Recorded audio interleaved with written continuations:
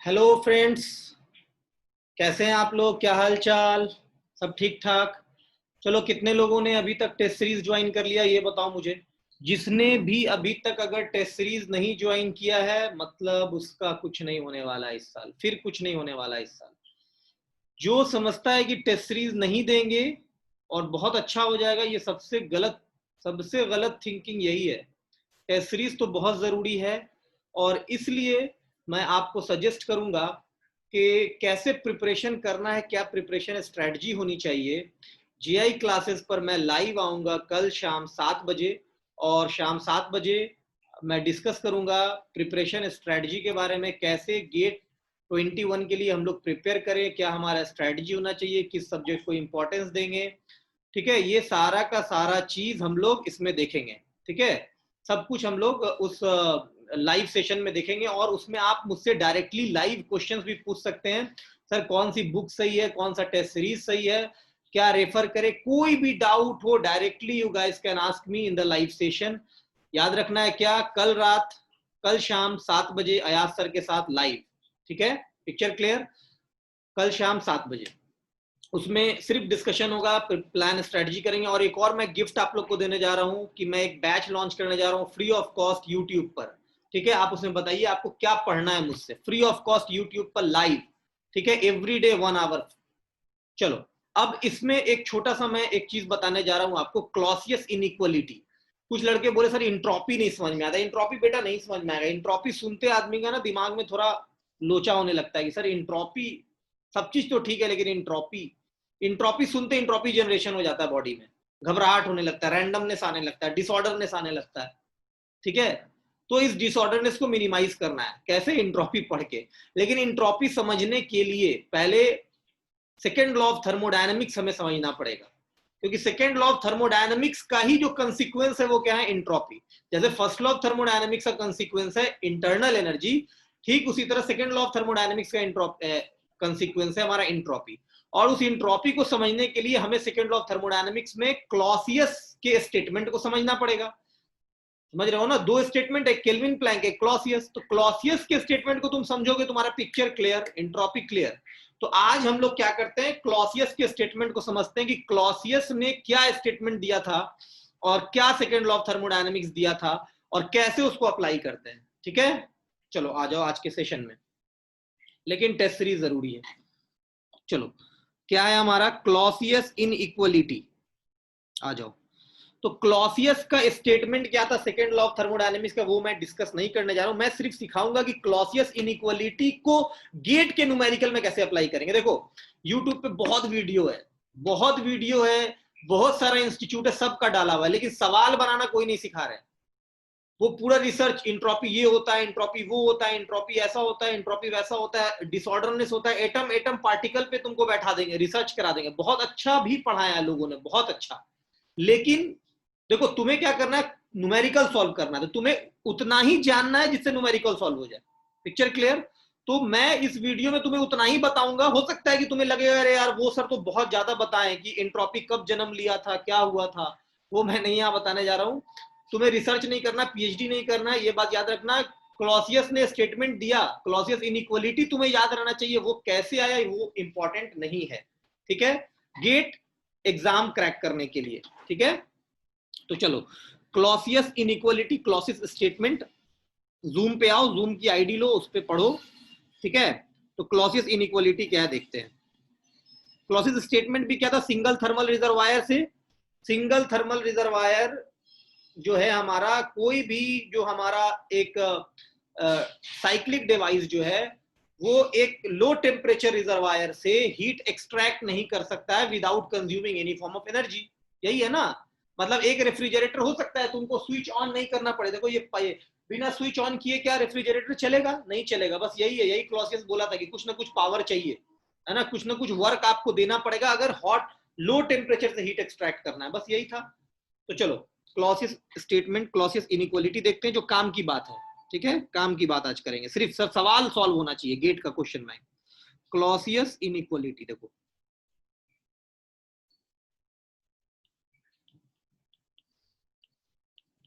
Clausius,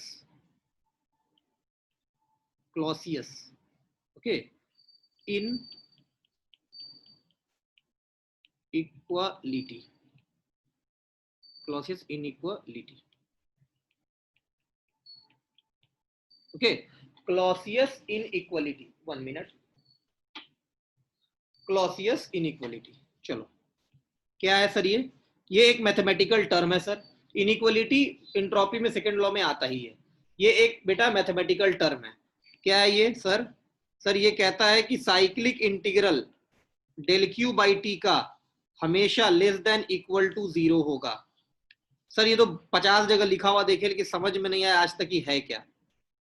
देखे होगे ना, बहुत जगह देखे होगे कि साइक्लोसियस इनइक्वालिटी क्या है, ये term less than equal to 0 होना चाहिए। अच्छा, उसके बाद देखोगे लिखा हुआ, वो बोलेगा क्या भाई कि डेल क्यू बाई टी अगर इक्वल टू 0 होगा तो रिवर्सिबल साइक्लिक प्रोसेस, अगर ये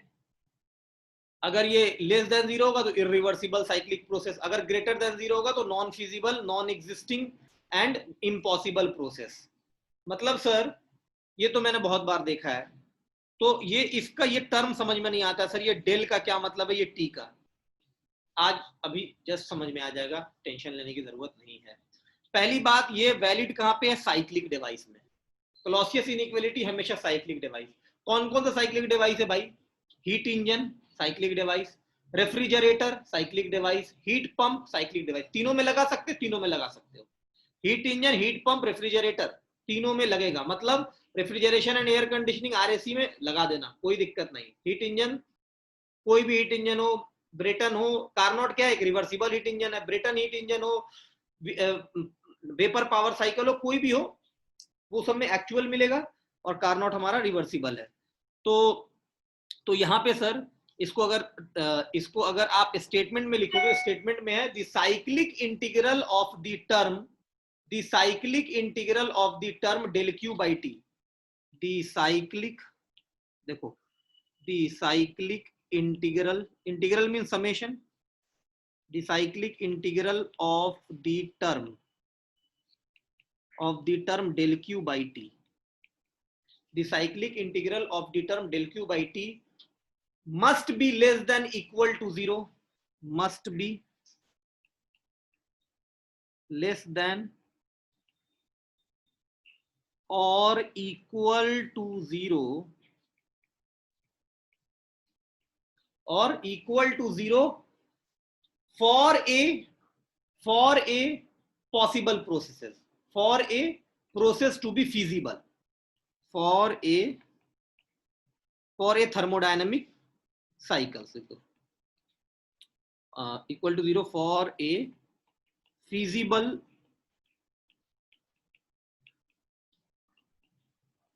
thermodynamic cycles, राइट।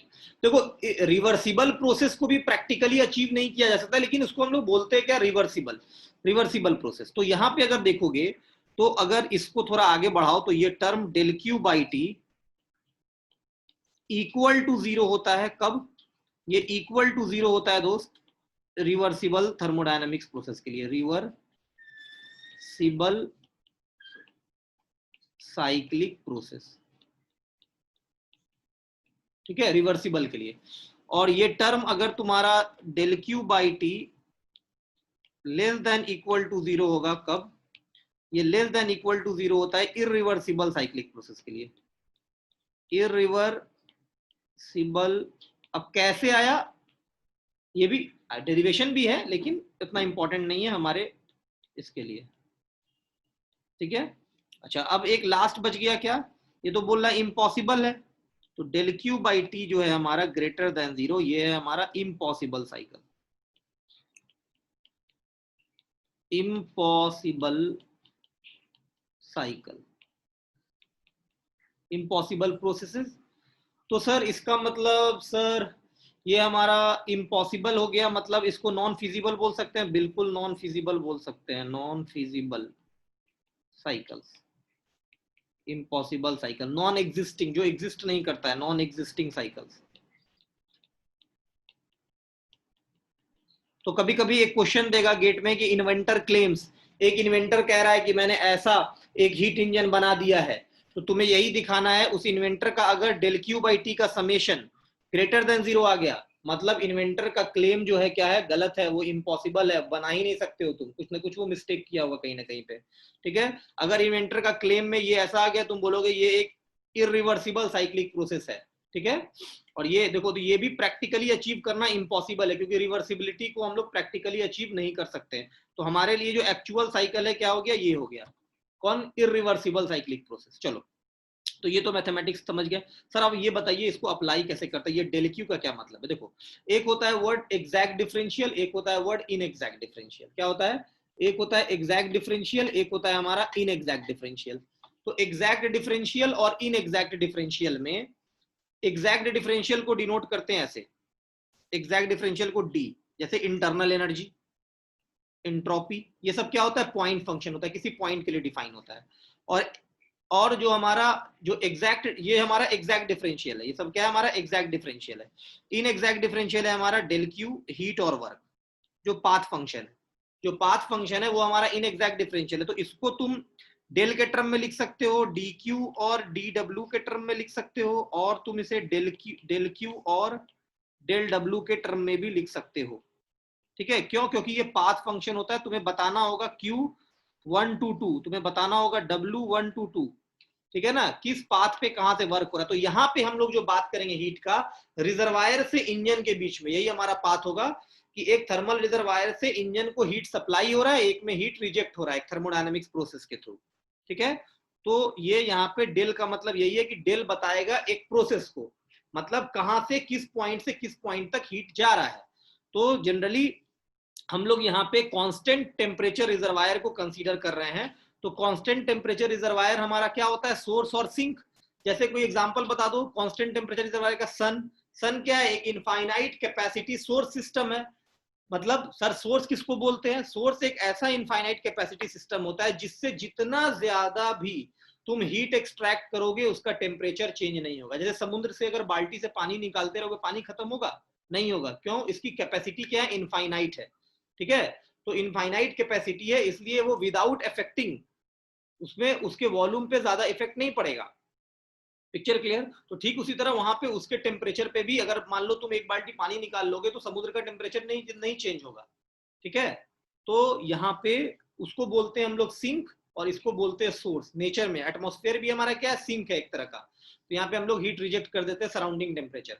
तो यहाँ पे भी सोर्स और सिंक रहेगा हमारा। तो मैं तुम्हें एक दिखा रहा हूँ, एक कैसे क्लॉसियस इनइक्वालिटी को अप्लाई करेंगे किसी भी साइक्लिक डिवाइस में। तो चलो एक केस ले लेते हैं।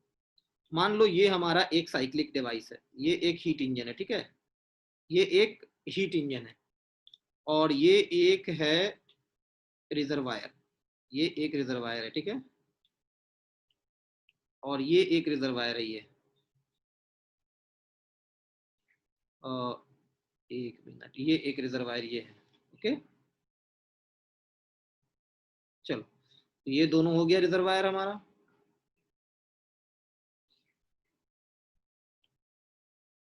चलो, तो ये दोनों हमारा हो गया रिजर्वायर। अच्छा, अब देखो ये एक तुम्हारा रिजर्वायर ये है,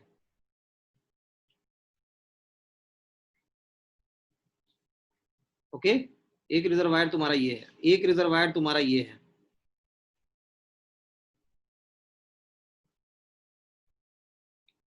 ओके, और एक रिजर्वायर तुम्हारा,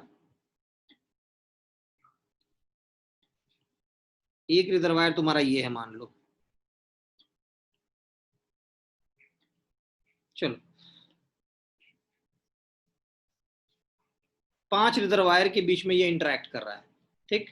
तो ये एक हीट इंजन है, मान लिया सर, आपने बोला हीट इंजन, तो हीट इंजन मान लिया, ये एक हीट इंजन है। चलो, ये है टेम्परेचर T1, ये है टेम्परेचर T2, ये है टेम्परेचर T2, और ये है टेम्परेचर T3, ये है टेम्परेचर T4, ये है टेम्परेचर T5। कोई प्रॉब्लम नहीं। तो 5 रिजर्वायर के बीच में ये इंटरैक्ट कर रहा है, एक हाइपोथेटिकल मैंने एक अज्यूम कर लिया। तो अब यहाँ पे तुम देखो, ये तुम्हारा इससे इसमें जो हीट ट्रांसफर हो रहा है, इससे जो इसमें तुम्हारा हीट ट्रांसफर हो रहा है, ये इस रिजर्वायर से जो यहाँ पे हीट ट्रांसफर हो रहा है, ये मान लो तुम Q1 हीट आ रहा है यहाँ से, क्या आ रहा है, Q1 हीट। अच्छा, इसमें क्या हो रहा है, ये Q2 हीट यहां से इसमें तुम्हारा ये Q2 हीट जा रहा है और इससे ये हीट इंजन में इस रिजर्वायर से Q3 हीट आ रहा है और यहाँ पे इससे Q4 हीट ट्रांसफर हो रहा है इस पे और यहाँ पे ये अगेन ये यहाँ पे तुम्हारा Q5 हीट रिजेक्ट हो रहा है, रिजेक्ट नहीं, चलो इसको एंट्री मान लेता हूं, ये इंटर हो रहा है, ठीक है, ये हमारा इंटर हो रहा है। तो ये मान लो तुम्हारा ये तुम्हारा मान लो Q5 है और ये हीट इंजन है तो ये वर्क भी तो करेगा, तो ये तुम्हारा वर्क आउटपुट है, इंजन है तो वर्क करेगा। तो मतलब सर एक हाइपोथेटिकल, ये 5 रिजर्वायर है और ये इंटरैक्ट कर रहा है, मतलब एक हीट इंजन है, it is interacting with 5 thermal reservoir, is it okay? अब सर इसमें बताइए कैसे अप्लाई करेंगे, कोई प्रॉब्लम नहीं है। देखो डेल क्यू का क्या मतलब है, हीट इंटरैक्शन बिटवीन, दो चीज चाहिए, क्या, एक हीट इंजन एंड रिजर्वायर। तो डेल क्यू इस थर्मल रिजर्वायर हीट इंजन के बीच में क्या हो जाएगा, डेल क्यू हो जाएगा Q5, इस T1 और इसके बीच में डेल क्यू क्या हो जाएगा, T1। तो del Q by T, T क्या है, कांस्टेंट थर्मल रिजर्वायर, तो यहाँ पे डेल क्यू बाई टी तुम इस प्रोसेस के लिए लिखोगे तो यहाँ पे टेम्परेचर आएगा नीचे में T5, टेम्परेचर आएगा T5 और हीट क्या हो रहा है Q5, तो ये आएगा Q5। Picture clear? Del Q का मतलब हीट। चलो अब इसमें क्या करते हैं हम लोग, ये एक साइक्लिक डिवाइस है, हीट इंजन एक क्या है, साइक्लिक डिवाइस है, तो इसमें फर्स्ट लॉ लगाओ और सेकेंड लॉ लगाओ, ठीक है। चलो फर्स्ट लॉ लगाते हैं, सेकेंड लॉ लगाते हैं। तो फर्स्ट लॉ लगाएंगे अगर सर, तो फर्स्ट लॉ होता है फ्लॉट, फर्स्ट लॉ ऑफ थर्मोडायनेमिक्स। ये होता है क्या, ये होता है sir energy in is equals to energy out. ये होता है sir energy in is equals to energy out, ठीक है भैया, conservation of energy, very good. तो एनर्जी इन कौन कौन हो रहा है सर, सर इन हो रहा है एक Q1 हीट इन हो रहा है, एक Q3 हीट इन हो रहा है, एक Q5 इन हो रहा है, मतलब Q1 Q3 एंड Q5 ये तीनों इन हो रहा है। चलो इन में लिख दो, Q1 plus Q3 plus Q5 ये इन हो रहा है, very good. Q1 plus Q3 plus Q5 ये इन हो रहा है, Q1 Q3 Q5 ये इन हो रहा है। आउट कौन हो रहा है, Q2 Q4 एंड W, चलो लिख दो Q2 Q4 and W, Q2 plus Q4 plus W, any problem? तो ये हमारा आउट हो गया, तो इसको हमने लिख दिया, चलो इसको लिख दिया, तो ये हो गया पहला equation, first law of thermodynamics से मिला first equation, first law of thermodynamics से फर्स्ट इक्वेशन। तो अगर तुम्हें वर्क निकालना है दोस्त, बताओ, अगर तुम्हें वर्क निकालना है तो यहाँ पे कितना अननोन है, 1 2 3 4 5, 5 अननोन है। तो तुम्हें अगर मान लो मैं पांचों टेम्परेचर दे दूं, T1 दे दूं, T2 दे दूं, T3 दे दूं, T4 दे दूं, T5, पांचों टेम्परेचर दिया हुआ है, तो तुम्हें पूछे कि भाई वर्क बताओ, तुम बोलोगे सर यहाँ पे पता नहीं है, हीट जब तक नहीं पता चलेगा, 5 अननोन है। तो if you have 5 unknowns, then to solve, to get the value of these 5 unknowns, 5 equations are required, is it right? Right. So 5 equation is required, so we have only this one equation with the help of first law of thermodynamics. So now someone would suggest me that now apply slot, second law of thermodynamics, okay? तो अब slot लगाते हैं, तो slot जो होता है, जैसे ही slot सुनो second law of thermodynamics, तो उसमें डायरेक्टली लिख दो ये स्लॉट का मतलब होता है sir cyclic integral of this term del Q by T is less than equal to 0, यही है स्लॉट का इक्वेशन। जब भी कोई बोले सेकंड लॉ ऑफ थर्मोडायनेमिक्स लगा दो, मतलब यही लगाना है और कुछ है ही नहीं सेकंड लॉ में। सेकंड लॉ ऑफ थर्मोडायनेमिक्स का मैथमेटिकल स्टेटमेंट ही यही है, Clausius inequality, is it right? चलो लगा देते हैं सर। सर साइक्लिक डिवाइस में ही लगा सकते हैं, यस, हीट इंजन एक साइक्लिक डिवाइस है, कोई प्रॉब्लम नहीं, लगा सकते हैं। चलो ओके सर, ये इंटीग्रेशन का मतलब समेशन, मतलब सबको जोड़ना है, जितना भी हीट का इंटरेक्शन हो रहा है सबको जोड़ना है साइन के साथ, ठीक है सर, जोड़ते हैं। चलो तो सर यहाँ पे हीट Q1 हमारा जा रहा है, तो सर इसमें साइन कन्वेंशन कैसे ले जा रहा है, आ रहा है, अगर कोई हीट इंजन में इंटर कर रहा है, अगर कोई हीट इंजन में इंटर कर रहा है तो उसे मान लेना पॉजिटिव, अगर कोई हीट इंजन से बाहर जा रहा है तो उसे मानना है नेगेटिव। Picture clear? इंजन में इंटर कर रहा है तो पॉजिटिव, इंजन से बाहर जा रहा है तो नेगेटिव। डन? तो एंटर कर रहा है मतलब पॉजिटिव, तो डेल क्यू बाई टी, देखो डेल क्यू बाई टी पहला लिखोगे तो डेल क्यू मतलब इसके लिए Q1 आ रहा है, Q1 बाई टेम्परेचर क्या है, किस टेम्परेचर से आ रहा है T1, प्लस साइन या माइनस साइन, प्लस साइन। क्यों क्यों प्लस साइन दोस्त, क्यों प्लस साइन, इसलिए सर क्योंकि ये अंदर आ रहा है। इसके लिए क्या लिखोगे, ये बाहर जा रहा है, तो माइनस Q2 बाई T2, किस टेम्परेचर पे जा रहा है, T2 पे। हीट का इंटरेक्शन कितना है, डेल क्यू कितना है, Q2। Picture clear. तो चलो लिखते हैं स्लॉट। तो सर इसका स्लॉट अगर लिखेंगे, इसका अगर स्लॉट लिखोगे, तो स्लॉट अगर लिखोगे तो क्या होगा, तो पहला वाला में क्या हो रहा है, Q1 आ रहा है तो Q1 बाई T1, तो मैं यहाँ पे लिख दे रहा हूँ Q1 बाई T1, तो ये हो जाएगा हमारा Q1 by T1। Okay, minus, तो Q1 बाई T1 आ रहा है, बाहर जा रहा है ये, तो माइनस Q2 बाई T2, सबको लिखना है जितना भी इंटरेक्शन हो रहा है, Q2 बाई T2। Q3 फिर क्या हो रहा है, अंदर आ रहा है, किस टेम्परेचर से आ रहा है, Q3 by T3, Q3 by T3 आ रहा है ना, देखो Q3 बाई T3, एक मिनट, Q3 बाई T3, देखो Q3 बाई T3 हमारा अंदर की तरफ जा रहा है। अच्छा, Q4 फिर बाहर आ रहा है, बाहर आ रहा है इंजन से, मतलब माइनस, मतलब minus means minus Q4 by T4 होगा। अच्छा, Q4 बाई T4 के बाद देखो लो ग्रेड एनर्जी को क्लॉसियस ने अपने इक्वेशन में वर्क को कंसीडर नहीं किया था। क्लॉसियस ने किसको कंसीडर किया था, सिर्फ हीट को, हाई लो ग्रेड एनर्जी को।